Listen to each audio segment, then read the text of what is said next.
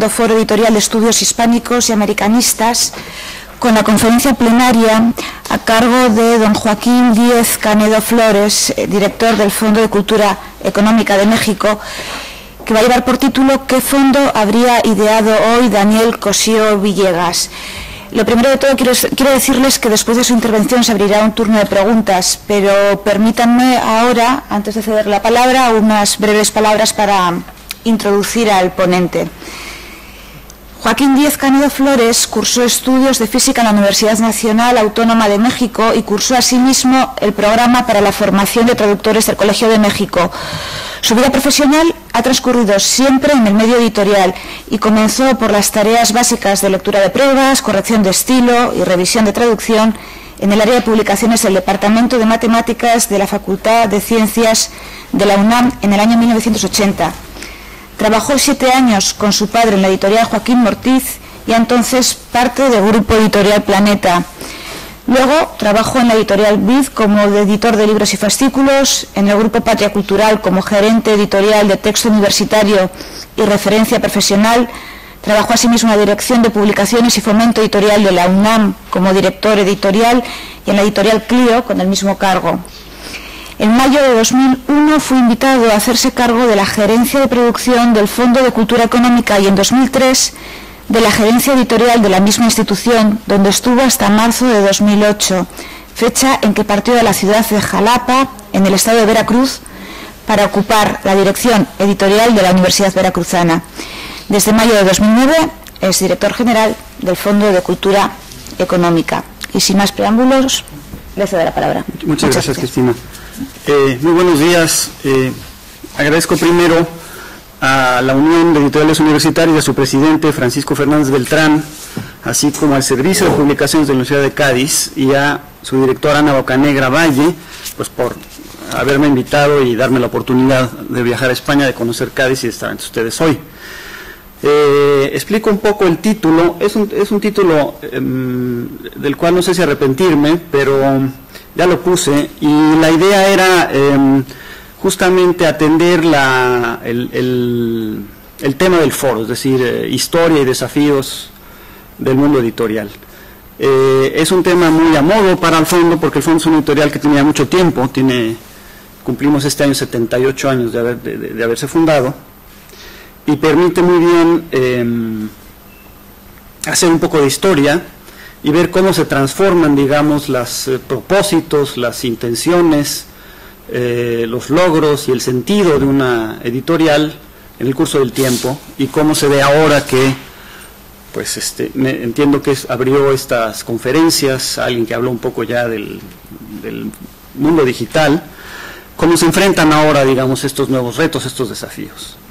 El fondo es una editorial sui generis, porque es una editorial pública, es decir, nosotros tenemos financiamiento fiscal y también generamos desde luego ingresos por la venta de nuestros libros. Y es una editorial que no se mueve solamente por un propósito comercial, que no podemos ignorar, sino también tiene algunas ideas en relación a la misión o al propósito que institucionalmente debería tener, ¿no? Y eso empieza desde muy pronto, desde que se funda, y en parte por la manera en que se hace el fondo. Tiene desde el principio estos genes, digamos. Voy a leer con cierta extensión, porque además es bastante el tiempo que tenemos, algunos textos. Uno de ellos son las memorias de Daniel Cosío Villegas, precisamente. Daniel Cosío Villegas fue el primer director del fondo, es el que lo fundó. Un hombre realmente excepcional, nació en 1898, casi con el siglo. Fue economista, estudió economía, fundó el fondo, fundó lo que es ahora el Colegio de México, se empezó llamando la Casa de España. El Colegio de México es una institución de estudios de posgrado, básicamente, aunque tiene alguna licenciatura en Relaciones Internacionales y en Economía. Después escribió una monumental Historia Moderna de México, que en realidad el periodo moderno en este caso es desde que se asienta un poco políticamente México en el cuarto del siglo XIX, 1875, a la Revolución Mexicana en 1910. Hizo una historia muy grande en varios volúmenes que publicó Hermes. después se dedicó a hacer análisis político. Entonces él escribió las memorias, por suerte, realmente muy entretenidas, quizá no siempre justas, pero voy a dar lectura a lo que él recuerda de cómo empezó el fondo. Luego voy a hacer un flashback en las propias memorias. Él regresa de España y dice: regresé bien alicaído a México, en parte porque no pude quedarme en España más tiempo, pues el país y su gente fueron una gratísima revelación, y en otra parte por el poco éxito de mis gestiones editoriales y de mi curso. Dice: pero mi alivio fue instantáneo, pues al relatar a mis amigos mi fracaso, de todos ellos brotó la resolución de que si los españoles se negaban a embarcarse en la empresa, nosotros lo haríamos. ¿En qué forma? ¿Con qué recursos? Ya veríamos, dijimos sin vacilar. Lo primero que definimos fue que la empresa no podía ser lucrativa, puesto que nuestro empeño era educativo. Los libros, por supuesto, tenían que producirse comercialmente, es decir, al más bajo costo posible, y debían venderse también comercialmente, o sea, a un precio que permitiera recuperar los costos de producción y distribución, más una utilidad razonable. Pero esta no iría a parar al bolsillo de nadie, sino que se invertiría íntegramente en aumentar constantemente el capital. Entonces, ¿qué forma jurídica podía tener? Leí desde luego la ley de beneficencia pública y me di cuenta de que el hecho de vender, independientemente de a dónde fuera el producto de las ventas, era incompatible con ella, así como la noción sociedad civil que contemplaba el código respectivo. En esas andábamos cuando nos enteramos de que en la Secretaría de Hacienda se venía estudiando la conveniencia de importar a nuestra legislación una institución puramente sajona, la del trust o fideicomiso, como acabó por llamarse en México. Yo sabía que en Estados Unidos era corriente organizar así empresas educativas, digamos las grandes fundaciones, pues permitía el empleo de métodos comerciales para administrar los fondos puestos al servicio de fines desinteresados. Nos movimos cuanto pudimos y Hacienda le dio pronto un estado legal al fideicomiso, si bien limitando su concesión a dos únicos bancos, el de Londres y México, y el Nacional Hipotecario y de Obras Públicas, recientemente creado, y al frente del cual estaba nuestro viejo amigo Gonzalo Robles. Aquí hago una pequeña acotación, y es que en México, claro, después de la revolución, que fue un verdadero caos político y social, no había mucha gente que pudiera hacerse cargo de reconstruir al país y volverlo a poner sobre los pies, ¿no? Y entonces resulta claro, la gente que tenía ciertos estudios, cierta posición, y no venía del ámbito militar, eran muy pocos. Entonces finalmente es un puñado de gente que acaba haciendo un poco todo, ¿no? Eso desde luego lo facilita.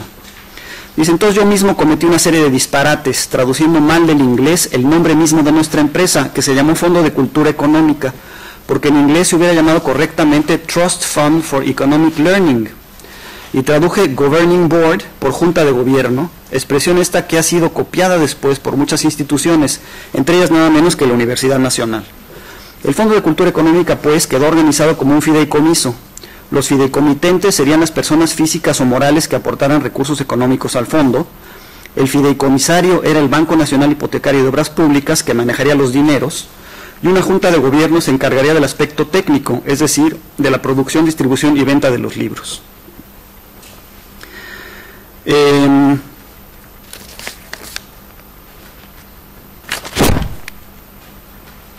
De manera que así es como se funda el fondo, es decir, pero ¿cuál es el problema que había tenido Cosío? Bueno, es interesante también, ¿de dónde le sale la afición editorial a Cosío? Cosío había trabajado en el 21 con el hombre de... A ver si lo puedo señalar con el... No, ya, me regresé. Bueno, hay un hombre que le falta un brazo, ese es el presidente Obregón. Lo perdió en la batalla de Celaya, donde derrotó al famoso Pancho Villa. Y el que está a su lado izquierdo, es decir, a la derecha de ustedes, es Vasconcelos. Vasconcelos era también un intelectual autodidacta, y había sido parte de la reorganización de los estudios de educación superior a partir del 15, ¿no? Que más o menos se pueden hacer algunas cosas, aunque luego se interrumpe varias veces. Personaje también muy interesante.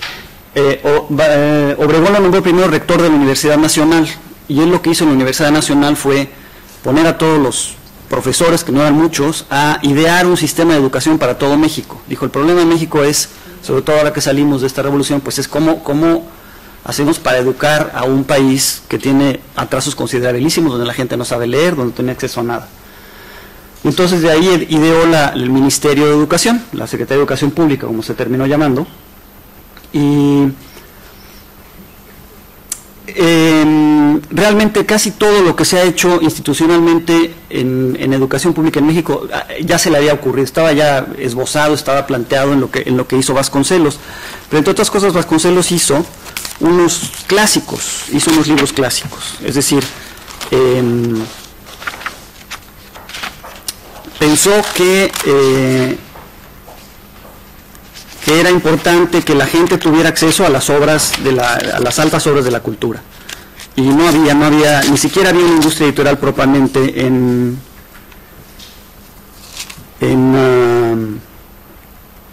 México. Todo se imprimía o aquí o en España o en París, y entonces él decide, pues, pero sí había, sin embargo, industria de artes gráficas, es decir, había manera de hacer los libros, y él se dice que, entre otras cosas, además de fundar escuelas, programas de educación, por ejemplo, él fue el que invitó a los muralistas, a los pintores, Diego Rivera es el más conocido, a pintar los muros de varios edificios públicos, la Secretaría de Educación, que él hizo, Palacio Nacional, el Palacio de Gobierno, y la idea era también que a través de las imágenes la gente pudiera enterarse un poco de la historia del pueblo.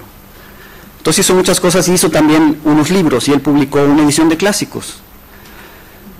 Dice, Vasconcelos también proclamó la necesidad imperiosa de crear bibliotecas en todos los pueblos y rancherías del país, pues los que ya sabían leer no tenían que leer, y los que estaban aprendiendo lo olvidarían si no podían sostenérsele con las bibliotecas públicas el hábito de la lectura. En parte porque quiso darle a esta tarea el respaldo de la autoridad del propio secretario de Educación, y en otra porque detestaba estar encerrado en su oficina despachando los asuntos que le llevaban. Vasconcelos resolvió viajar en su automóvil los sábados y los domingos, llevando la cajuela, es decir, el maletero, repleta de los libros que donaría a la escuela o al cabildo del lugar visitado. En más de una ocasión lo acompañé a él y a Pedro Enrique Sureña, invitado permanente a estas excursiones. Me encantaba oírlos hablar, dos hombres inteligentes, buenos conversadores, y llena la cabeza de nuevas ideas y propósitos, y ligados por una vieja amistad. Y sin embargo, ellos mismos se sorprendieron de que la mayor parte del tiempo recordaran comidas y vinos, pero no a las mujeres, de lo que Pedro dedujo que eran ya viejos. Vasconcelos muy típicamente jamás se cuidó de prevenir a las autoridades del lugar de sus visitas, en buena medida porque le resultaba insufrible la idea de la banda municipal, la fila de estudiantes primarios y del contingente indio acarreado a la fuerza, más que nada, sin embargo, por disfrutar de la sorpresa de llegar de incógnito al pueblo, sacar los libros de la cajuela y encaminarse a la escuela o al ayuntamiento, darse a conocer allí y decir, aquí les traigo esto que les hace falta. Esta técnica de ocultación y de sorpresa nos condujo a la cárcel de Lerma, porque los descubren. Dice, por allí andaba merodeando una banda de malhechores que, envalentonados, habían amenazado con instalarse en el ayuntamiento y gobernar desde allí la población. El vernos llegar hasta el frente del palacio, apearnos, abrir el maletero del auto y comenzar a hurgar en ella, debió de despertarle a la policía de guardia la sospecha de que serían armas y no libros lo que sacaríamos.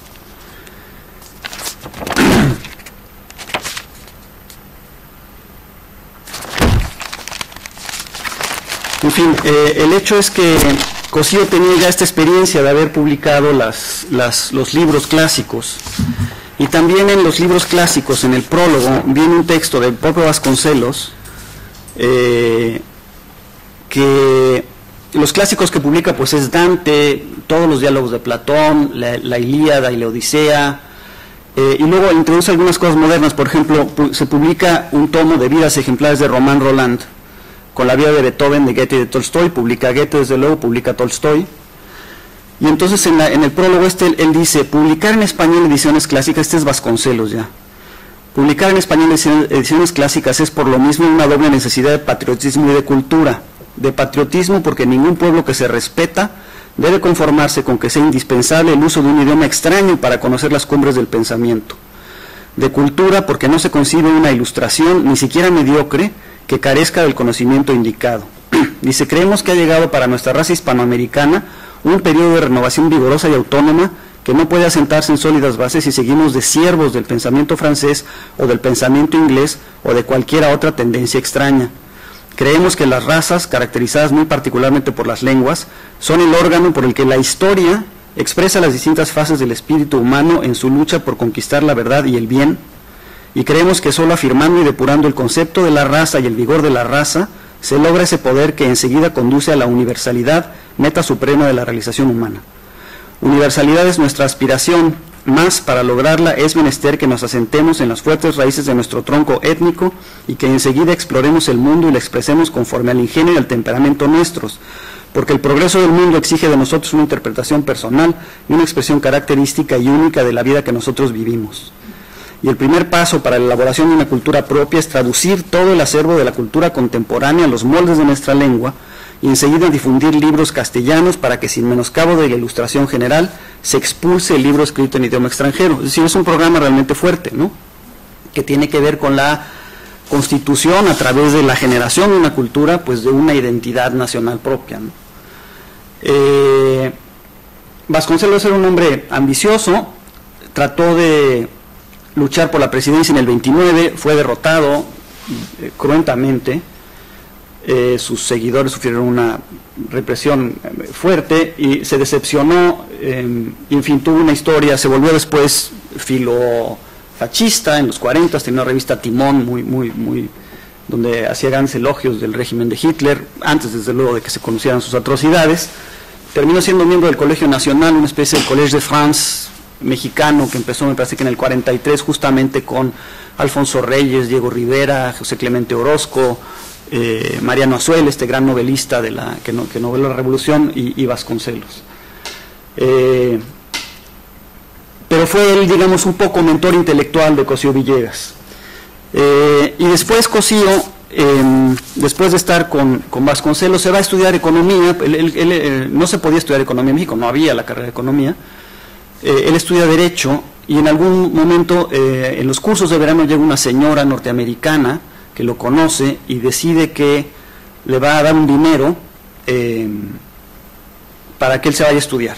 Estudia en varias universidades norteamericanas, estudia en Harvard, estudia en Cornell, estudia en Madison, en Wisconsin, hace cursos en Londres, en la Sorbonne, hasta el 29, y en el 29 lo llama Antonio Castoral, que era rector de la Universidad Nacional. En ese mismo año, además que son elecciones donde pierde Vasconcelos, hay una huelga universitaria y se le concede a la Universidad de la Autonomía. Y entonces Cosío, que sobrevive a la huelga, el rector no, le propone al director de la Escuela de Derecho hacer una carrera de economía. Él es casi el único maestro, más otras dos personas que también habían estudiado en el extranjero, y se da cuenta también de que los muchachos tiene dos problemas con sus alumnos. Uno es que casi todos trabajan, no pueden dedicarse a estudiar a tiempo completo, y el otro es que no hablan inglés, y toda la bibliografía importante pues está en inglés. Y entonces deciden que es importante y se ofrecen ellos mismos a traducir los libros del inglés al español, los clásicos de la economía. Y entonces él conoce al representante de Espasa Calpe en México, que se llamaba Francisco Rubio, y se lo propone, y le dice que por qué no, pues lo propone en España, Espasa Calpe en España, que se haga cargo de esas traducciones. No le hace mucho caso, y entonces le escribe Cosío Villegas a Genaro Estrada, que entonces era embajador de México en España, y que pues podía él favorecer esta gestión con Espasa Calpe. Y entonces Cosío viaja a España. Todo esto es antes de la fundación del fondo. Entonces la República se había instalado ya en España, como que esa fue la razón por la cual Genaro, este hombre, Genaro Estrada, que estaba de embajador, aceptó de buen grado su descenso, porque había sido ministro de Relaciones. Pues parecía que por la primera vez en su historia España iba a ser gobernada por intelectuales y no por safios como el monarca recientemente depuesto. En México había circulado desde hacía tiempo la historia de que el duque de Alba, empeñado en acercar a Alfonso XIII los intelectuales, organizó una gran recepción para presentarle a Ortega y Gasset, y que cuando lo hizo, anunciándolo como un brillante filósofo, el rey le hizo a Ortega este simple comentario: con que usted se dedica también como yo al camelo. A México vino el primer embajador republicano Julio Álvarez del Valle, un simple periodista pero inteligente, culto y activo, y uno de sus primeros esfuerzos lo encaminó a fomentar el intercambio intelectual, sobre todo de mexicanos que fueran a España, pues de tiempo atrás los gachupines ricos habían costeado apariciones periódicas en México de profesores e intelectuales españoles. Bien pronto me invitó Álvarez del Valle a dar un curso sobre nuestra cuestión agraria en la Universidad Central de Madrid. La verdad era que el promotor real de estos planes era don Fernando de los Ríos, quien como ministro de Educación se propuso desviar la atención de los estudiantes españoles hacia otras enseñanzas que no fueran el derecho. Él mismo decía en apoyo de su tesis que para considerarlo ciudadano español, la vieja constitución monárquica exigía haber nacido en España, profesar la religión católica y ser abogado. Por eso don Fernando había invitado ya a dar un curso de economía a Werner Sombart, entonces en el apogeo de su fama. Acepté sin vacilar y en poquísimo tiempo abordé en Veracruz el viejo barco Alfonso XII, en el que hice uno de los viajes más pintorescos de toda mi vida. Descubrí lo que todo el mundo parecía saber, que en esos barcos la clientela habitual la componía algún intelectual, en este caso Enrique Díez Canedo, mi abuelo que regresaba de dar conferencias en México, numerosos toreros, pelotaris y monjas. Habla del fracaso de sus cursos, pues porque no hay esta apertura al modo de enseñanza sajón, y además porque lo ponen al mismo tiempo que Ortega y Gasset en otro lado, entonces nadie va a sus cursos. Y después que habla del fracaso de sus cursos, dice: esto no me impidió, por supuesto, conocer y tratar a muchos intelectuales españoles, tarea que inició don Enrique Díez Canedo, con quien había hecho yo el viaje de Veracruz a Santander. Pero mi preocupación principal era ver a Genaro Estrada y averiguar qué había pasado con nuestro plan de publicaciones económicas. Me dijo que al recibo de mi carta se puso en movimiento acudiendo a don Fernando de los Ríos, por ser amigo suyo, por constarle que don Fernando estaba haciendo un esfuerzo serio por propagar en las universidades todas el estudio de las ciencias sociales, y muy particularmente porque a don Fernando le había encomendado a la sección de esas disciplinas el Consejo de Administración de Espasa Calpe. Don Fernando acogió con verdadero calor la idea, al grado de provocar una reunión extraordinaria de ese consejo. Hizo adelante de él una exposición larga, que apoyó además en la opinión de algunos economistas españoles a quienes don Fernando había consultado. Y cuando creía haber convencido al Consejo, Ortega y Gasset pidió la palabra para oponerse, alegando como única razón que el día en que los latinoamericanos tuvieran que ver algo en la actividad editorial de España, la cultura de España y la de todos los países de habla española se volvería una cena de negros. La idea fue desechada, pues Ortega era el consejero mayor de Espasa. Cuando Genaro acabó su relato, conservé el bastante buen humor para comentar que hasta en eso se había equivocado Ortega, pues debía haber dicho cena de indios y no de negros. El buen humor aquel debía haber sido muy liviano, pues 2 días después volqué toda mi amargura con Alberto Jiménez Fraud, director de la residencia de estudiantes, con quien hablé no solo porque con alguien necesitaba yo desahogarme, sino porque como director de la residencia de estudiantes conocía como pocos el medio intelectual madrileño, y porque él mismo había comenzado a editar una serie preciosa de libritos bajo el rubro de colección Granada. Alberto consideró inútil replantear el asunto en Espasa Calpe, porque la opinión de Ortega prevalecería por largo tiempo.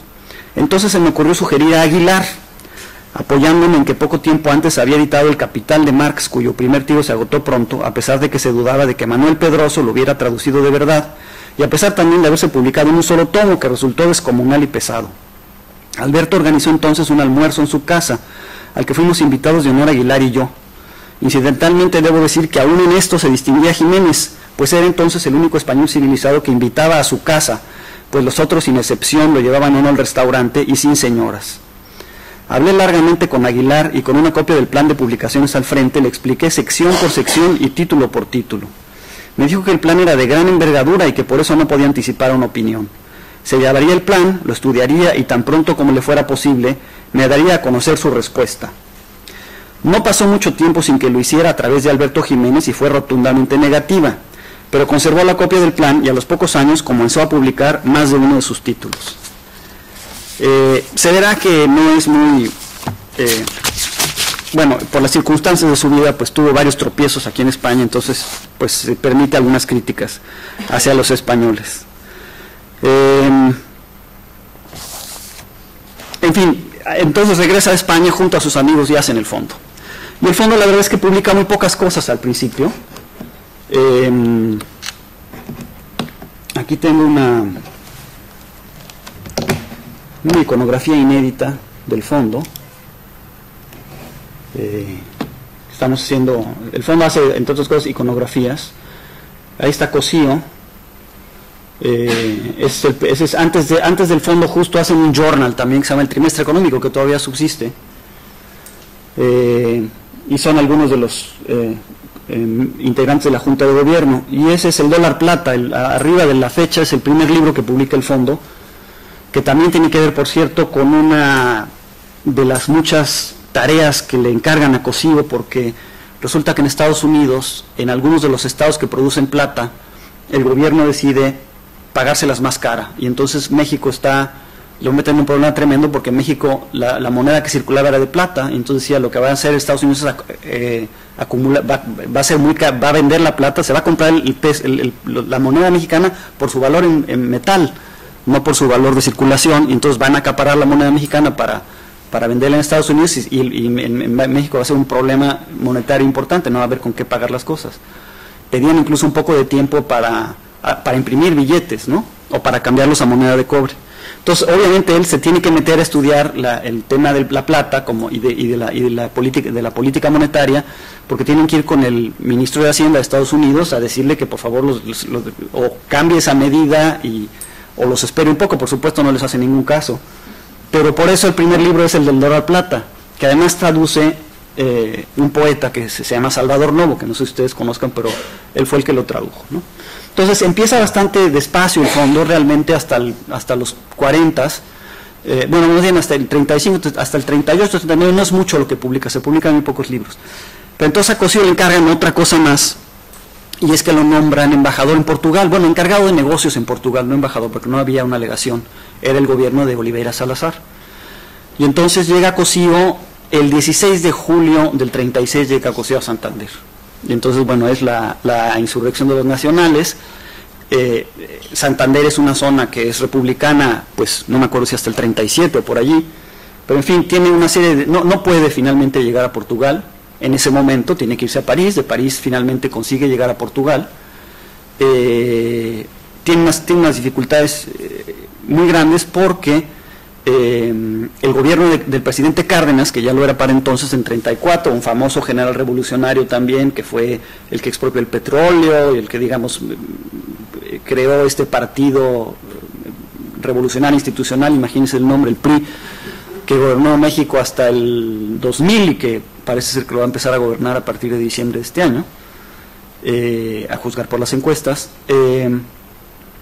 Entonces Cárdenas toma una posición muy favorable hacia la República y entonces instruye a sus embajadores que se presenten ante los gobiernos de sus embajadas a decirles que México los conmina a apoyar a la República y a denunciar la injerencia de Alemania y de Italia en la Guerra Civil Española. Entonces, por supuesto, pues no lo dejan, ni siquiera le abren la puerta, no le toman el teléfono, ¿no?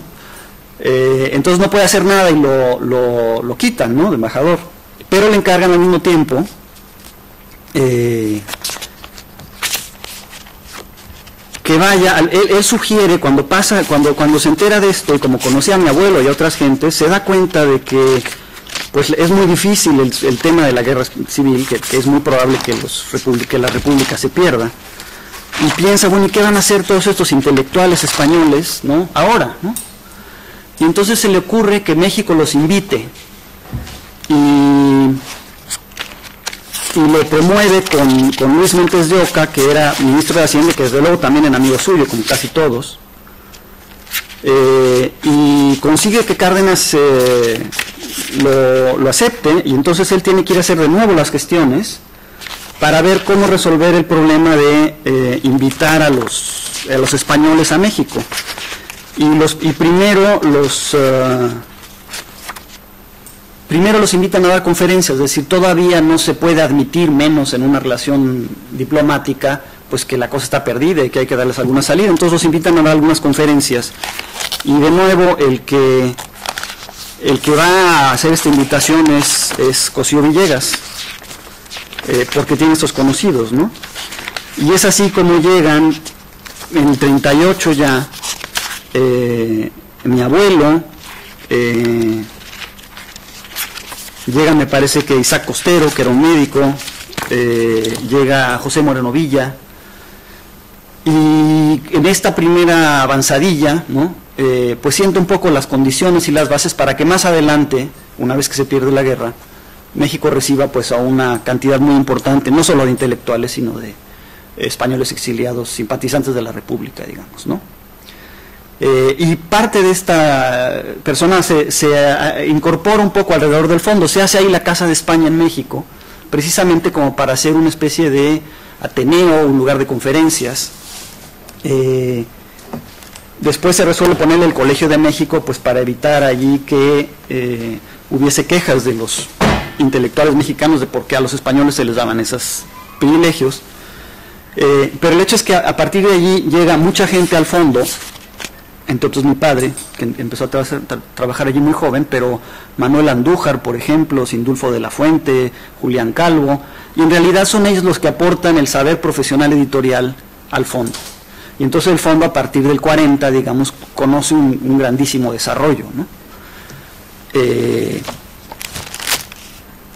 Y en realidad pues la aportación no solo en la industria editorial y en el fondo del exilio español pues es importantísima, ¿no? Porque también los cursos de la Universidad Nacional pues tienen la aportación, pues no sé, de un José Gauss, de un Eduardo Nicol, de gente muy importante también en ciencias como Ignacio Bolívar, en fin, es importantísima la aportación de los españoles en el fondo, que ya aparecen en el catálogo de 1942, Francisco Giner también, que estaba casado con mi tía María Teresa, con la hermana de mi padre, también trabajó en el fondo, y ya en el catálogo del 42 aparecen ellos ya, y ya hay un catálogo formal, digamos que ya es una primera expresión de la profesionalización de una editorial. Cossío se da cuenta entonces que, en fin, empiezan a tener libros importantes y evidentemente él se da cuenta de inmediato pues que el mercado del libro producido en México pues tiene mercado en cualquier lado, que él escribe ya en el 47 un artículo interesante que se llama La industria editorial de la cultura, y lo que dice, bueno, es que sí, que no hay ningún país hispanoamericano, incluido España, que sea autosuficiente en términos de mercado interno para sostener una industria editorial grande, que todos es necesario que vendan en los otros mercados, ¿no? Y entonces plantea un poco este tema de pues finalmente de la exportación de los libros, ¿no? Y él, la primera filial, la primera sucursal que pone el fondo es en Argentina, y entonces Cossío recurre a otro amigo, por supuesto, que es Arnaldo Orfila.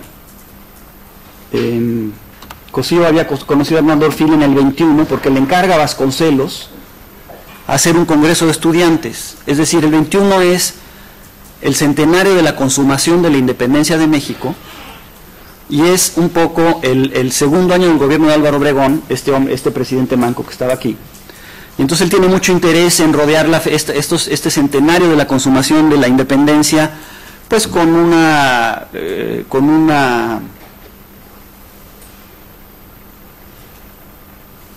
serie de actos importantes que le dieran presencia al gobierno mexicano en el exterior, ¿no?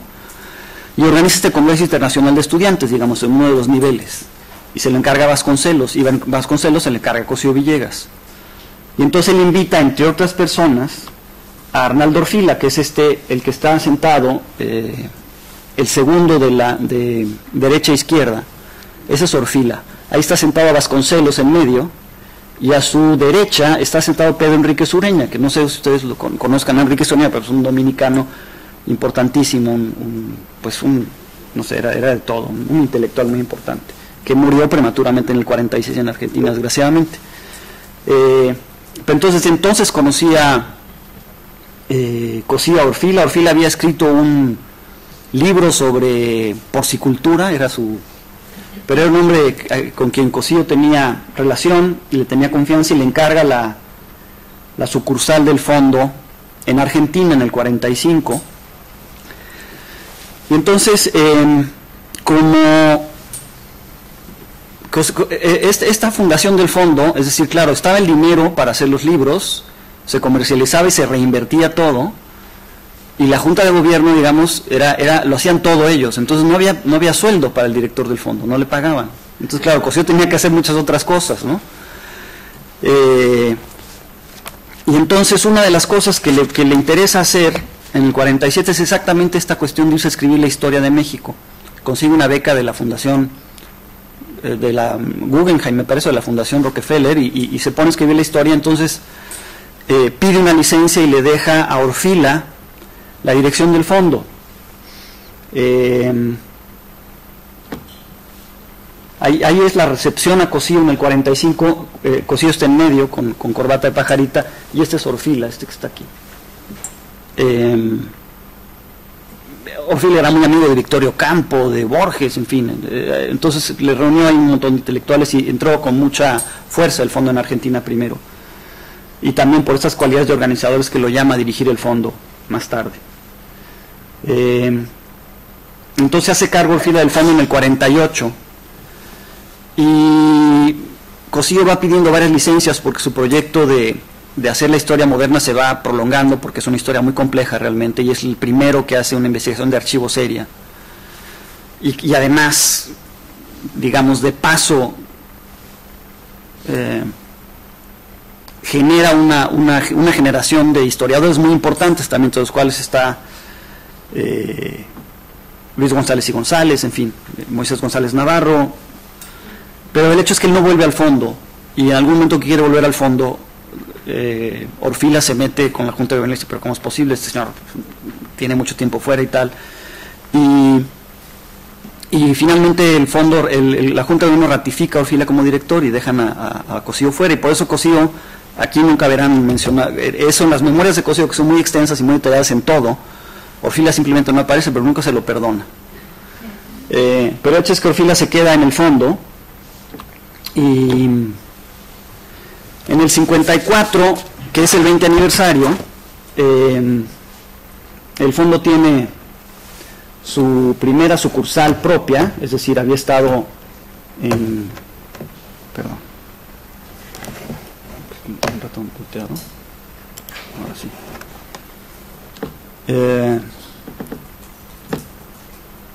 Bueno, ahí están los talleres del fondo. Hemos querido ir siguiendo, es Javier Márquez arriba ya, que también fue un español economista. Ahí están Giner de los Ríos y su mujer. Esa es la primera sede del fondo, una casa porfiriana en el centro, donde estaba junto con el Colegio Médico. Arriba está Alfonso Reyes con Cosío. Ese es Eugenio Imas, este hombre joven que está ahí arriba. Esas son las vistas de las oficinas del fondo por esas fechas. El catálogo del 43,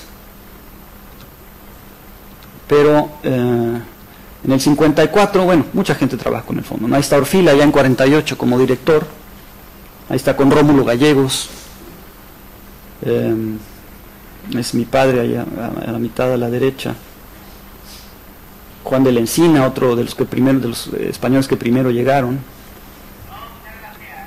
y en 54 el fondo estrena su nueva sede, cumple 20 años, se hace un gran catálogo general y tiene para entonces ya 14 colecciones de libros.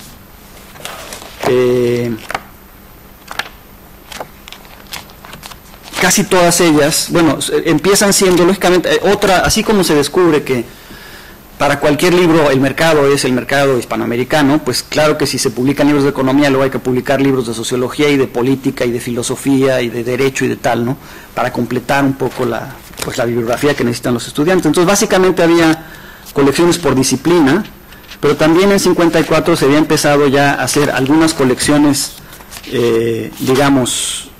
generales, como los breviarios, que era esta idea de hacer unos pequeños libros en donde las autoridades sobre cierto tema lo comentaran en su conjunto, pero un poco como en un nivel más divulgativo, menos monográfico. Tenían como lema la universidad en casa los breviarios, ¿no? Pretendían ser suficientes para una educación autodidacta.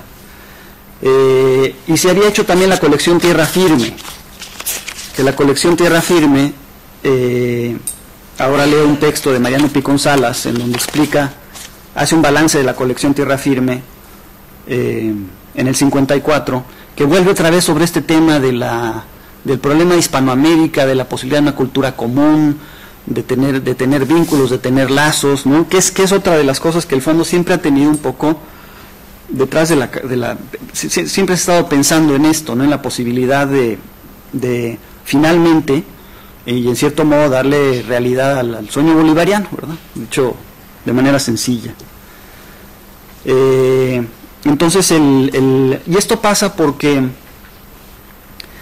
en toda esta historia se descubren como es lo que es, intenciones o vocaciones o mandatos que el fondo como institución no descarta o no desecha, y para cualquier director del fondo, a diferencia de una editorial comercial, en donde pues claro que hay un acerca de nosotros, ¿verdad? En la página y hay una historia a la que se atiende, hay editoriales con mucho abolengo, pero en el fondo es pesadísima, la historia es muy pesada, es muy importante, digamos, realmente se consideran que casi todas estas ideas que se han tenido merece la pena tratarlas de preservar en su versión contemporánea, ¿no?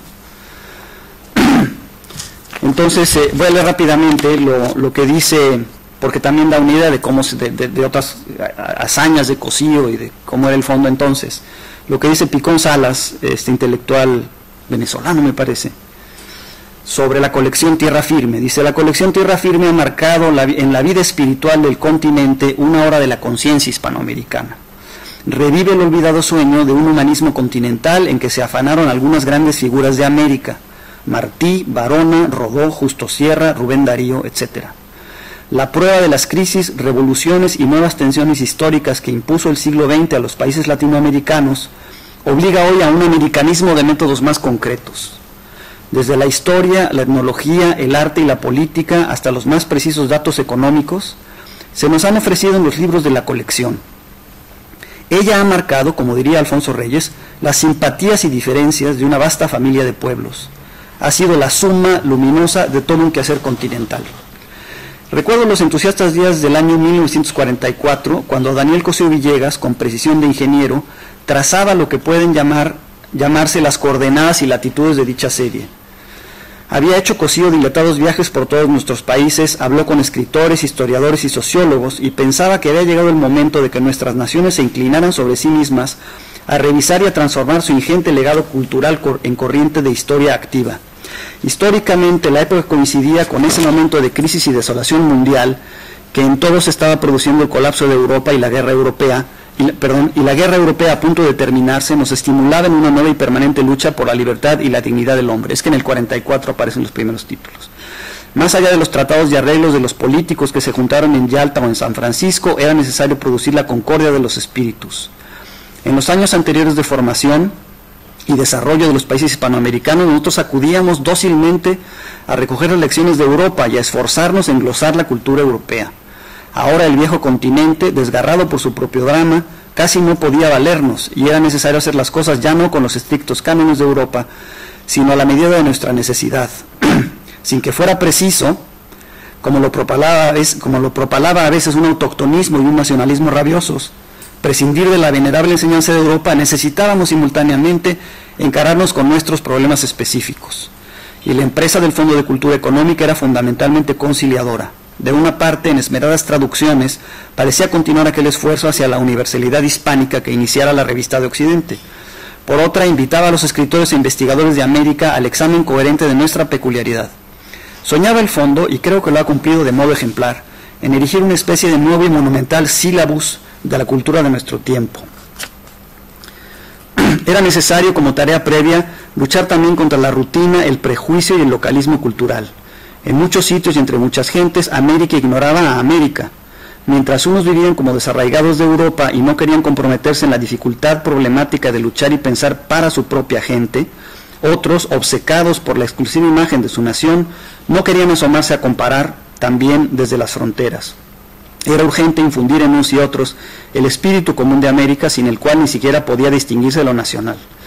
Y en una visita que hice a Buenos Aires a fines de 1945, ya pude advertir en la gran metrópoli del sur cómo habían cundido en fervor y conciencia americanista los primeros libros lanzados por Tierra Firme: enriquecimiento de la herencia cultural hispano-indígena y nueva sensibilidad y curiosidad por los otros países del continente eran como el primer fruto de tan amables volúmenes.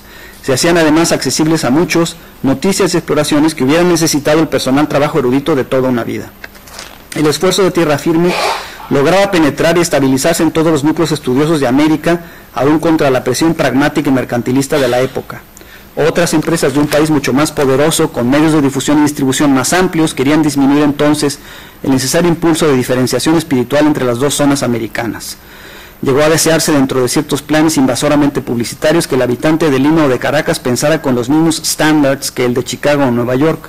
A través de revistas y libros escritos en un llamado español básico, se iniciaba una descomunal propaganda de simplificación de la cultura. A semejante ofensiva, un editorial como El Fondo solo podía poner su fe en la América hispana y en la capacidad que ya tienen los hombres de esta parte del mundo de ofrecer su propia respuesta al destino. Y en 10 años de labor, Tierra Firme ha abierto una ruta de comprensión y entendimiento crítico entre todos nuestros pueblos. Ha ofrecido los métodos de una exploración moderna de América. En fin, obviamente es un discurso, es un poco un panegírico, pero no deja de ser interesante la circunstancia que refleja, ¿no? El impasse de la guerra europea, el intento también de editoriales norteamericanas ahora de colonizar México, en lo cual han tenido éxito de entonces para acá, sobre todo en muchas disciplinas de tipo técnico.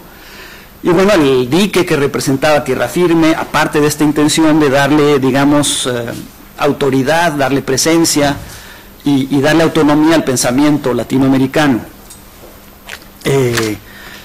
Tierra Firme efectivamente era una colección muy variada, había estudios de literatura, de geografía, de historia, de problemas económicos. Y Tierra Firme pues ahora es otra cosa, ¿verdad? Porque las cosas justamente van cambiando. Pero esta tarea, insisto, hispanoamericanista, pues siempre ha estado un poco como un propósito ahí en el horizonte de las cosas que hace el fondo, ¿no? Es interesante leer a este mismo propósito, y para redondear un poco el tema, lo que dice Jorge Volpi, un ensayista mexicano contemporáneo, acerca de América Latina en su libro que se llama El insomnio de Bolívar, que acaba de publicar y contra el que, por cierto, se pelea Mario Vargas Llosa en su último libro, que se llama La civilización del espectáculo, que acaba de sacar Alfaguara. Bueno, Volpi escribe El insomnio de Bolívar. Vargas Llosa se pelea con Volpi a propósito del libro digital, no de este tema. Pero Volpi, que es un ensayista joven, nació en el 68, es novelista, ganó el premio Biblioteca Breve en una nueva edición, ahora acaba de ganar el premio Casa de América, ¿no? Planeta Casa de América. Pero dice, a propósito de América Latina,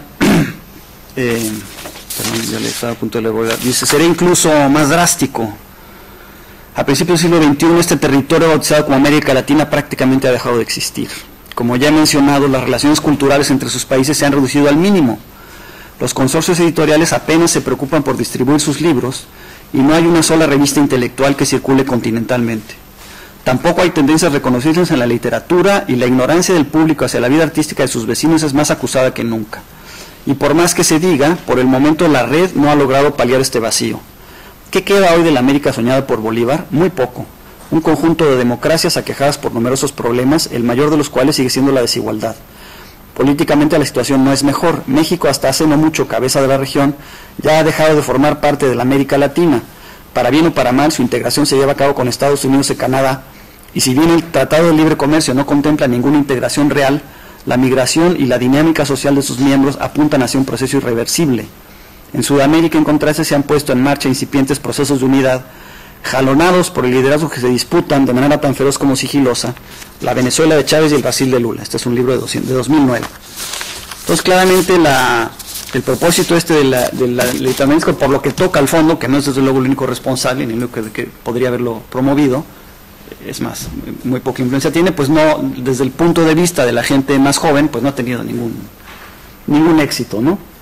Quizá por eso Tierra Firme ahora nada más acoge literatura literatura latinoamericana, ¿no? Poesía, algunas cosas de ensayo.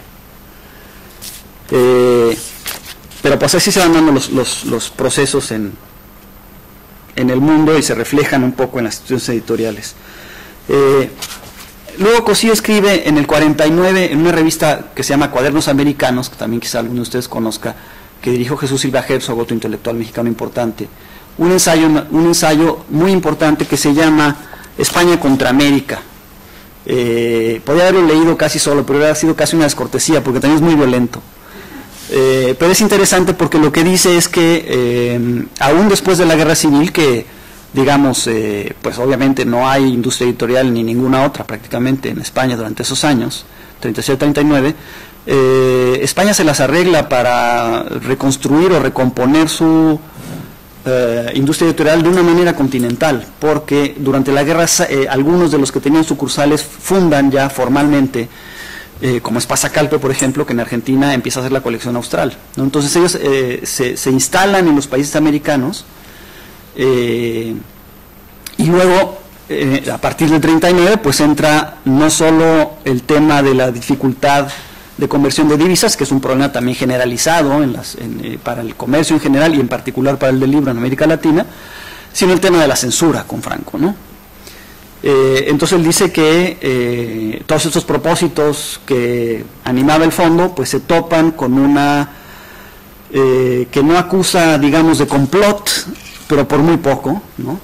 Pero sí con una estrategia, no sé qué tan acordada entre gobierno y editores, que le da una delantera muy importante a la industria editorial española, que también obviamente es una cosa que ha ocurrido, es decir, ahora pues Planeta es una editorial que tiene, no obstante reproducir este tema de metrópoli, colonias y de que los libros que se publican en Argentina casi no vienen aquí, etcétera, ¿no? Pues es un hecho que cuando uno quiere, por ejemplo, comparar las cifras de producción de mercado interno con exportaciones, por ejemplo, de Planeta o de Santillana, en Planeta no se puede porque es una empresa familiar y no publica sus números, más que muy en general. Y en Santillana, claro, tampoco se puede porque hay que contar no solo con lo que se publica en España y se exporta, sino con todas las filiales de Santillana que también publican. Entonces, en realidad son negocio y beneficios de una editorial española, ¿no? Pero lo leo también porque es divertido, Cosío, lo que habla de la censura. Bueno, en general del problema de... Dice que es un problema que no es posible cobrar los libros, ¿no? Porque cada vez que se quiere cobrar un libro, pues no se pueden cambiar los dólares, y hay una restricción de divisas y no se los dan. Y luego dice, bueno, si España ha exportado a América Latina 50 millones de lo que fuere dólares, y América Latina a España 22 millones de dólares, ¿por qué España no puede pagar esos 22 millones? De todas maneras le quedan 30 de más en su balanza comercial, ¿no? Y les paga a los españoles, y lo que hacen los editores latinoamericanos es que sus libros circulen gratuitamente en España, ¿no? Los que pueden circular. Pero habla de la censura, dice: considérese, por ejemplo, la acción de la censura como factor que entorpece la venta del libro hispanoamericano, producido en una atmósfera de libertad casi sin excepción. También los 70 serían obviamente otra cosa, ¿verdad? Al hacer esa venta incierta y menguada, o simplemente destruyéndola. Uno de los 3 editores argentinos más importantes, cuya producción, sobra decirlo, no tiene tendencia o matiz político alguno, ha informado hace poco que la censura española había excluido el 55% de su catálogo. Y no hay editor de América que no pueda citar casos de incongruencia de criterio. Una obra admitida hoy por la censura se prohíbe mañana sin que medie explicación o siquiera razón aparente alguna. A la inversa, una obra rechazada una vez ha llegado a ser admitida sin observación tiempo después, sin que pueda deducirse de ahí que el criterio general se ha hecho más liberal. De 2 obras exactamente sobre el mismo tema, pero escrita la una por un autor socialista y la otra por un autor liberal, ha sido admitida la primera y rechazada la segunda. Dice, se ha ganado mucho recientemente, sin embargo, en establecer la desconcertante vaguedad, la inverosímil amplitud y la inapelabilidad absoluta de la censura española. Esta ha presentado por escrito oficialmente un memorándum acerca del funcionamiento, memorándum que ha sido publicado en el informe que rindió el comisionado especial de la Confederación Latinoamericana de Cámaras del Libro a las autoridades de la propia Confederación. El memorándum parece ser estudiado, merece ser estudiado y merece también ponerlo a prueba con algunas de las decisiones concretas de las autoridades españolas de la censura. En cuanto a la amplitud y profundidad, júzguese considerando las normas que determinan las prohibiciones. 2 puntos. Están prohibidos los libros que no afirmen la posición anticomunista hoy vigente. Las obras en cuya factura hayan intervenido refugiados españoles sí, por sus nombres, pudieran resultar escandalosas. Todas las obras que hayan figurado figuren en el Index Librorum Prohibitorum, cuya vigencia ha sido reclamada por la jerarquía eclesiástica, y todas las obras pornográficas o subversivas que atacan al dogma o la moral católicos, a la Iglesia, a sus ministros, al régimen franquista o a sus instituciones y a cuantos colaboran o han colaborado con el régimen. dice, aplicadas estas normas con la liberalidad con la que lo han sido hasta ahora, es difícil imaginar qué clase de libros podrían escapar a ellas con certidumbre. Dice, veamos ahora el contraste entre las normas y la realidad, para lo cual se citará un solo caso de cada una de las 4 grandes categorías de prohibiciones mencionadas antes. Supongo que la Dirección General de Propaganda o la Subsecretaría de Educación Popular, los 2 organismos que oficialmente ejercen la censura de libros en España, no han llegado todavía a ese grado de refinamiento en su buen humor de considerar El Capital de Marx como un libro que afirma la posición anticomunista hoy vigente. Pues bien, un importantísimo editor español ha comprado consistentemente de los editores mexicanos de esa obra, es decir, el fondo, cantidades moderadas de ella que envía y vende en España sin tropiezo alguno. Un diccionario alemán de química, traducido en parte por don José Giral, ha sido prohibido, sin duda porque por el nombre de uno de sus traductores pudiera resultar escandaloso. Saber que Giral fue profesor de química durante muchos años en la Universidad Central de Madrid. Anatole France figura, como es sabido, en el gordo Index Católico, pero el gobierno español ha autorizado la impresión en España de toda su obra, a condición, por supuesto, de que el veneno y la perfidia que contiene no sean vendidos en España, sino en América. Todas las biografías de Miranda, Bolívar, San Martín y Sarmiento, por ejemplo, han sido prohibidas, sin duda porque atacan a uno de los que han colaborado con el régimen, a saber, Fernando VII. En fin, realmente era imposible pasar por la censura en España. En 63, desde luego el fondo tenía representación, pero en 63 el fondo se pone en España y pone al frente de la a Javier Pradera, que está ahí, todavía joven, ¿no? Y que recién murió el año pasado. Entonces es interesantísimo. Ahora estaba viendo, nos pidió Natalia Gubern ver en los archivos, porque hay una idea de hacer un poco una biografía de Javier, que sus memorias se quedaron pendientes porque nunca las quiso contar y tal, ¿no? Un hombre tan importante. Entonces me pidieron ver en los archivos del fondo y está realmente una correspondencia muy extensa sobre la gestión de la filial española que se puso en el 63 y la parte nodal de esa gestión era justamente las pláticas con la censura, ¿no? Admira realmente ahora en estos tiempos de correo electrónico la profusión de la correspondencia, ¿no? La precisión de la correspondencia, el seguimiento de la gestión, realmente estos que entonces tenía con Orfila Pradera, es admirable la calidad de la gestión editorial, ¿no? Era una mucho mejor, ¿no?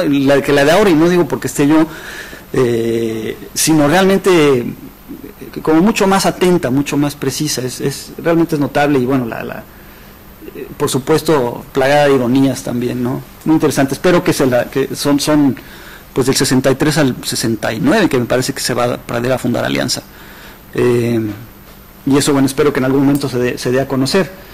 Pero bueno, efectivamente las cosas de la censura, bueno, eran imposibles, ¿no? Y era esto de que hay unas cosas que sí se pueden vender, otras que se pueden exhibir, pero nada más un libro y no 2, y otras que sí se pueden vender, pero no exhibir, o una cosa.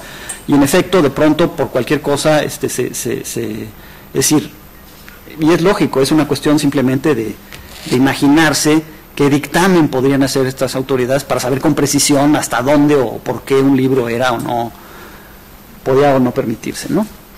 Voy cerrando un poco, pero en fin, lo que quería con todo esto era, hay una historia de la casa, esto estará conectado a internet, yo creo que sí, ¿verdad? ¿Tienes explorador? A ver si puede. En la página del fondo hay gratuitamente una historia de la casa, que se puede, a mí no me entusiasma mucho, pero está toda, hasta 1994. Perdón.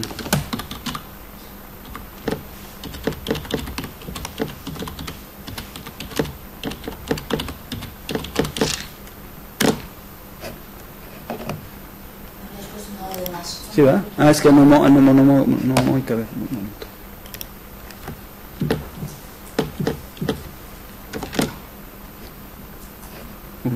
Cónica, es que la puse en otro lado. Sí. Ahora, ¿verdad? Ya va.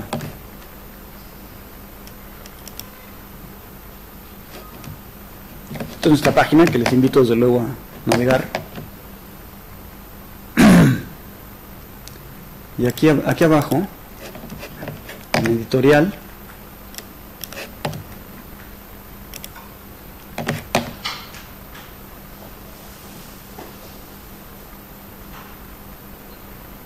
Este es el encabezado es el Miguel de la Madrid, que fue presidente de México de 82 a 88, falleció hace un mes más o menos, y también aquí en lectura gratuita ahí está está en un PDF simple, pero se registran y se puede bajar toda la historia del fondo. Y bueno, la página es interesante porque, bueno, aquí está por ejemplo nuestra Gaceta, que también es otra publicación que empezó justamente en el 20 aniversario y que ha tenido épocas más felices que otras, pero se puede leer también en PDF, digo, ¿no? En estos PDFs que se ojean haciendo ruidito.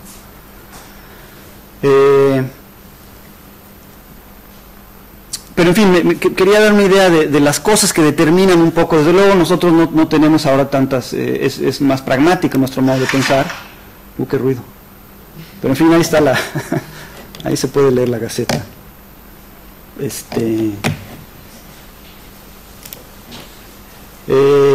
Y bueno, rápidamente terminar con esta serie de vocaciones. Me hubiera gustado hablar más, pero ahí están los directores del fondo: Cosío, después fue Arnaldo Orfila, aquí, hasta el 65, eran directores de mucho tiempo, 17 años estuvo Orfila.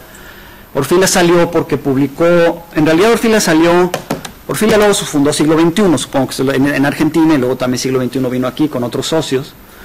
Orfila salió porque publicó un libro de un antropólogo norteamericano que se llamaba Oscar Lewis, que fue de estos gentes que empezó a hacer entrevistas muy extensas con ciertas familias, ¿no? Y fundó una cosa que se llamó como Antropología de la Pobreza. Entrevistó a una familia mexicana que vivía en una casa vieja del centro, de estas casas que se vuelven cuarterías, donde viven varias familias, de haber sido palacios, digamos, luego se vuelven lugares donde están llenos de gente, como de gitanos, digamos, ¿no? Y hace una entrevista muy larga, y que son los primeros migrantes del campo a la ciudad, digamos, que llegan en los 50s, un poco con el fenómeno de urbanización en general, ¿no? Y entonces las gente más conservadora le parecía que era indignante que un norteamericano pusiera en evidencia la miseria de México y osara, digamos, dudar sobre el éxito de las políticas del país, y entonces finalmente lo acabaron corriendo, porque para entonces, de haber nacido como un fideicomiso con aportaciones prácticamente de amigos, el fondo pasó ya a depender en su junta de gobierno del Ministerio de Hacienda, ni más ni menos, como es ahora. Bueno, ahora nuestra cabeza de sector es educación pública, pero nuestra junta de gobierno está en Hacienda, Relaciones Exteriores, las universidades grandes, la Nacional, la Autónoma Metropolitana, algunas universidades privadas, desde luego nuestros contralores, es decir, como es industria pública, como es empresa pública, tenemos un órgano interno de control grande que pagamos nosotros, pero que nos lo pone desde fuera. Entonces salió Orfila por eso, pero en realidad salió porque publicaba estos libros, por ejemplo, como estos de Carlos Franchi, de Escucha Yankee, libros le daba mucha resonancia a la Revolución Cubana, digamos, ¿no? Y desde luego se comprobó cuando llegó al siglo XXI que efectivamente Orfila era un hombre muy de izquierda, ¿no? Ahí se publicaron los diarios del Che, este libro de Marta Harnecker sobre, en fin, en efecto yo creo que lo que les molestaba es que fuera izquierdista. Después, entonces volvió un poco, se amarró entonces a los tiempos políticos la elección de directores en el fondo. Entró después Arturo Azuela, que es el que está en medio arriba, Salvador Azuela, hermano de Mariano, hijo de Mariano, del novelista, no sé si conozcan las novelas de Los de Abajo, que es su novela más famosa sobre la Revolución, pues es hijo de él. Después a él lo sustituyó Antonio Carrillo Flores, que después fue, o había sido, después creo que fue ministro de Relaciones, él sí un hombre muy, muy cultivado. Después Francisco Javier Alejo, que era un hombre muy joven, uno de estos Wonder Boys del gobierno de los 70 de Luis Echeverría, que acabó también en el Ministerio de Hacienda. Y después ya entraron, digamos, intelectuales más reconocidos como tales. José Luis Martínez, el que está en medio abajo, en blanco y negro, realmente que tiene esta biografía monumental sobre Hernán Cortés y que recogió todo el corpus de documentos cortesianos, que lo tenemos publicado en el fondo. Hizo una colección muy importante de revistas literarias mexicanas modernas, facsímiles de todas las revistas de los 20 y los 30, que son importantísimos en la literatura mexicana. Después Jaime García Terrés, que está en medio hasta su derecha, de barbas. Él también era un hombre de cultura muy francófila, digamos. Él desarrolló mucho la Gaceta, es de las mejores épocas de la Gaceta, probablemente con Jaime. allí la Gaceta tuvo un pequeño spin-off, que son los cuadernos de la Gaceta, donde autores raros, libros raros, ¿no? Hacían pequeños libritos, que ya es una colección cerrada. Después de Jaime fue un momento Enrique González Pedrero, un politólogo de la Universidad Nacional, que está ahí en medio. Después Miguel de la Madrid, que había sido presidente.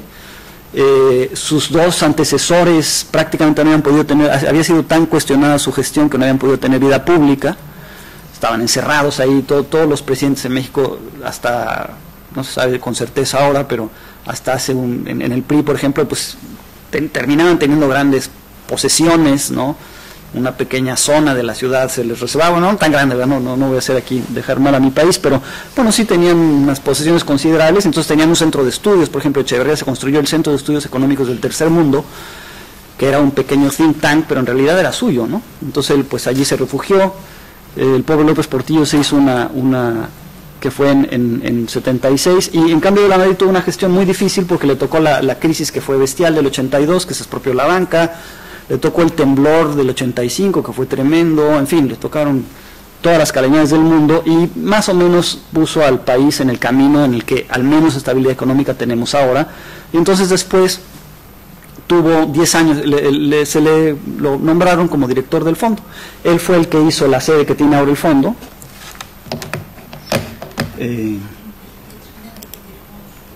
¿Algunas preguntas? Sí, muy bien. Bueno, nada más les enseño la sede. La construyó él y realmente, perdón, aquí está la nueva sede, ahí está de la Madrid de pie, ese es González de León, arquitecto. Es un edificio realmente muy lindo que tenemos en el sur de la ciudad. Es un absoluto privilegio. Claro que una editorial privada comercial no podría tener ese edificio, ¿no? Tendría que rentar un edificio mucho más moderno. Y luego finalmente a de la Madrid lo sucedió en un momento Gonzalo Celorio, que es este que está aquí. Estuvo poco tiempo, él era universitario, había sido coordinador de acciones culturales. Luego Consuelo Sáizar, mi antecesor, la primera mujer, entró también muy joven, no la más joven porque el más joven fue Alejo. Consuelo estuvo hasta 2009, yo la sucedí, también hizo cosas importantísimas. Construyó, por ejemplo, por decir una nada más, rehabilitamos un cine como una librería, un antiguo cine, es una librería preciosa, que está además en un barrio muy bonito. A Cosío nos lo llevamos después como una estatua ahí.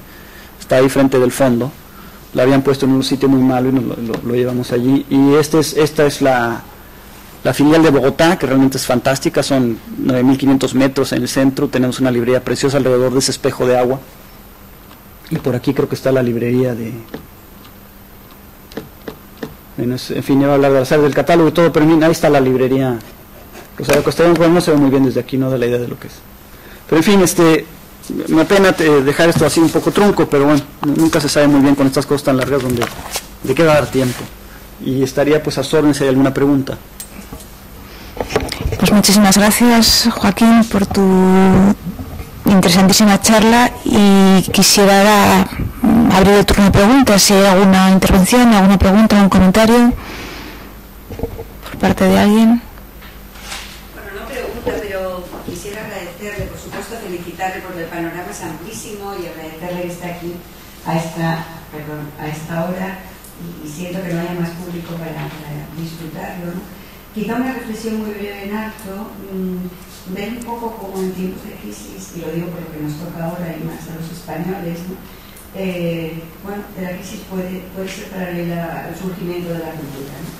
Porque vuelvo a los orígenes, Lázaro Cárdenas estaba saliendo desde el 17, creo, ¿no? En muchos años de revueltas, ¿verdad? Que ya asentó el país, el petróleo, la ayuda, etc. Pero quiero decir que hubo la suficiente vista como para acoger a los españoles, y bueno, y en España también estábamos en esa crisis, ¿no? Me parece muy interesante lo que he dejado entre líneas dibujado de los circuitos internacionales de la cultura, ¿no? Y seguir un poco las conexiones también, ¿no? Pues de la labor de España en América, que es también Ernestina de Sarkozy, en China, que también han trabajado y han sido productores para ese primer fondo de cultura. Sí. Y después ver cómo efectivamente cada uno con su personalidad, pues Orfila funda el siglo XXI, y cómo efectivamente, bueno, Austral, los españoles en Buenos Aires sacan adelante una Austral, que es una empresa sucursal, pero que después ya pone en marcha y está ligado a la Rosada, etcétera, y cómo revierte eso en España. Un poco, no sé, recordar, quiero decir, para animarnos por lo que nos toca, ¿no?, a los intelectuales y a los profesores universitarios hoy, cómo, bueno, es posible sembrar algo y pasado el tiempo pues surge todo esto, ¿no? Y rendir ese homenaje a los grandes intelectuales, porque no cabe duda de que si el Ateneo, Alfonso Reyes, usted citaba Enrique Zureña, Dominicano, en Estados Unidos, en México, en Argentina, en fin, son grandes hombres. Muchas gracias. Gracias.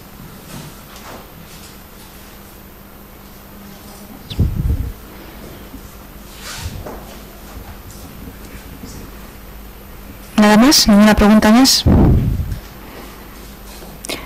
Pues...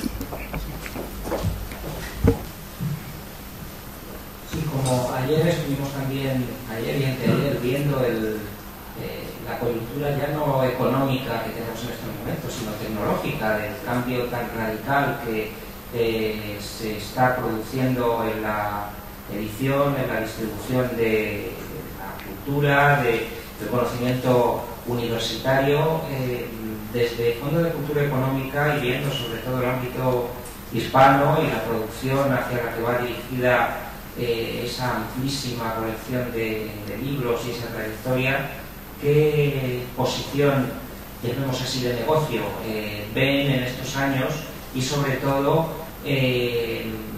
si el cambio tecnológico, unido precisamente a esta cultura que se ha difundido de la gratuidad en la red, o que por lo menos en España se nos está tildando de un país muy pirático en cuestiones de software y de conocimientos a través de la red, pero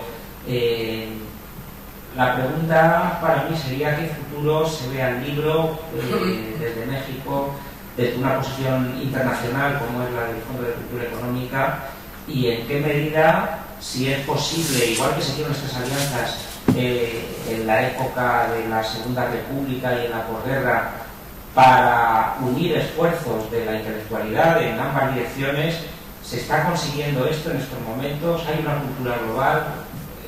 ¿Qué reflexiones haría usted sobre esto?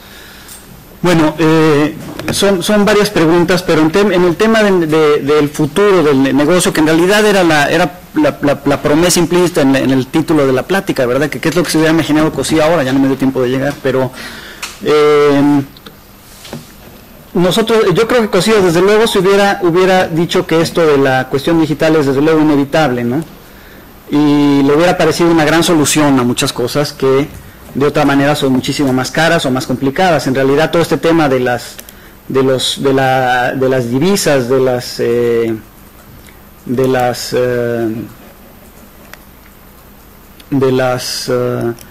las fronteras aduanales, o sea, pues no existe, sencillamente se desaparece parte del problema de los costes, en fin. Nosotros tenemos ya, aquí en librería se puede ver, si se fijan, libros electrónicos, entonces ahí se pasa. Y nosotros tenemos ya, además de que vendemos un dispositivo de lectura digital, aquí está nuestra colección de libros, tenemos 250. Vamos un poco despacio porque aquí hay los obstáculos son de otro carácter, y el tema es que hacer el archivo, el documento digital para que el libro electrónico funcione en los dispositivos de lectura de tinta electrónica tiene sus dificultades. Casi ninguna si es una novela de texto corrido, pero los libros del fondo que empiezan a tener fotos, notas al pie, gráficas, cuadros complejos o fórmulas, no hay desde luego en el lenguaje de los dispositivos móviles todavía un programa que pueda manejar, por ejemplo, subíndices o letras griegas de fórmulas complejas. Entonces tienen que entrar como una imagen, no entran muy bien y dificultan el fluido del texto, ¿no? Que tiene que tener un ancho variable para desplegarse en una pantalla de cualquier tamaño, ¿no? Entonces eso es complicado, tiene un coste y tiene un tiempo, ¿no? Entonces nosotros estamos un poco, ese es donde tenemos el cuello de botella. También convencer a los autores, algunos mayores, ¿no? de que, es decir, lo primero que pasa cuando uno escribe El laberinto de la soledad de Octavio Paz es que sale una página donde se puede descargar pirata, ¿no? Entonces no tiene ningún sentido pensar que el subirlo nosotros a la red va a empeorar esa situación, por el contrario, porque al menos hay alguien que, muchos pueden usarlo porque no lo consiguen de otra manera, o no fácilmente, no tanto por un problema de costos, por ejemplo en Japón o en otro lado, mientras que teniéndolo nosotros pues sí lo harían, ¿no? El riesgo grande, hay dos riesgos, uno es la desintermediación, es decir, lo que pone en entredicho el tema digital es la existencia de las librerías, de los editores y de la promoción, ¿no? Porque de todo eso hay autores ya norteamericanos sobre todo que directamente con Amazon hacen todas sus cosas, ¿no? Y muy exitosos, por cierto, algunos, ¿no? Yo no sé si solamente en cierto tipo de literatura, ¿no? Por esto que decíamos. El otro es, bueno, esto justamente de lo que habla Vargas Llosa, que es como la trivialización de las cosas, ¿no? La banalización de la cultura, la fragmentación de la cultura, todo este tema desde lo de Vasconcelos, ¿verdad? Está el tema o las discusiones estas de la gran conversación, este tema de Hutchins, el que hace los Great Books of the Western World de la británica, es decir, la idea de que de que las obras son importantes, ¿no? De que los autores son importantes, de que son importantes completas, esto desde luego que está totalmente también en entredicho, ¿no? Y estas dos cosas pues sí conspiran contra el futuro de una editorial, pero justamente la peor manera de enfrentarlas es, no digamos negándolas, sino no asumiendo que habrá quien necesite usar esos contenidos de esa manera, ¿no? Y que hay que ponérselos al alcance, por supuesto, ¿no? No sé si había una segunda pregunta que no tenía que ver con el modelo de negocio, sino... Bueno, también la relación, la relación editorial, cultural entre España y América. Sí, no es fácil. Lo digo porque me ha hecho mucha gracia el giro lingüístico, las primeras lecturas que hace hablar de Hispanoamérica, y que ahora habla Latinoamérica, sí. No porque yo tenga ninguna posición ni en el uso de uno u otro lenguaje, pero en la primera etapa se ve esa militancia anti-norteamericana. Sí. Actualmente, al emplear el otro término, se está asumiendo uno mucho más global. O sea, me refiero que la situación es distinta. No sé si ahora mismo esas, entre muchas comillas, cruzadas hispánicas, que también en el caso español de los años 40 y 50 tenían bastante que ver con la posición internacional del régimen, ¿no? Sí. Que interesaba mantener una internacionalidad absolutamente ficticia, pero utilizaba estos términos. Pero ¿cómo ve entonces estas relaciones? Bueno, el hecho es este que decía yo, ¿no? Es decir, ahorita realmente la industria editorial española es transnacional, digamos, ¿no? En cambio, de manera inversa, es decir, simplemente, pues Sudamericana, MC, pues los ha comprado todos Planeta, ¿no? Y de manera inversa creo que sobre el fondo es una transnacional pequeña, Norma quizá en Colombia, esto es poco, es muy difícil, lo contrario. Ahora, hay buenas relaciones, es decir, nosotros hicimos en 2009 un seminario internacional sobre el mundo del libro de la lectura, también interesante, y bueno, estuvo Emiliano Martínez, estuvo, en fin, Ofelia Grande. Nosotros, por ejemplo, una de las cosas que hemos hecho es hacer coediciones con algunas editoriales que tienen distribución en México, por ejemplo, o en América Latina incluso, pero que llegan los libros muy caros. Entonces lo que hacemos, nosotros hacemos ediciones locales de acuerdo con ellos, ¿no? Con pretextos, por ejemplo, con Ciruela, para que compartir los costos de derechos, les pagamos un pequeño royalty, pero entonces los libros circulan en México no a precio de distribuidor, sino a precio de editor, que es mucho más barato, ¿no? Pero la verdad es que, por ejemplo, en el proyecto Libranda no nos subamos, la verdad es que no fue un proyecto que fuera muy exitoso, y sí debiéramos intentar, porque la amenaza, digamos, ¿verdad?, pues está en los grandes industrias de distribución electrónica, en Google, en Amazon, ¿no? Amazon ya está aquí en España desde septiembre del año pasado, ¿no? Eso sí nos pueden comer el mercado totalmente, ¿no? No necesitan realmente de nosotros, ¿no? Por ahora venden nuestros libros, pero luego puede ser que no. Pero no hay realmente, aunque hay bastante, nos vemos en Guadalajara, en la feria, nos vemos en Liber, no hay realmente un pensamiento estratégico compartido, ¿no? Podría buscarse, a veces se puede interponer la natural competencia en el mercado, Y la verdad es que este intento de hacer alianzas, digamos, justamente como para, un ejemplo sería Libranda, aunque básicamente fueron editoriales españolas, ¿no? Pero no han sido no han prosperado mucho, ¿no? Pero no hay ninguna indisposición, digamos, no tenemos ninguna posición de principio en contra de eso, ¿no? Más que seríamos pragmáticos, quiero decir, ¿no? Muchas gracias. ¿Alguna pregunta más? Y a la última. Bueno, pues cerramos esta sesión dando de nuevo las gracias a Joaquín Díez Canedo Flores, y creo que ahora toca una pausa y un café para todos.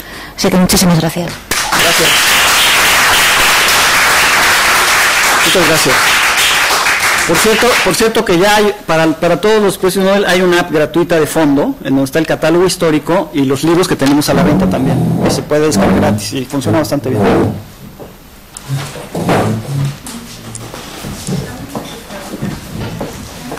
Gracias,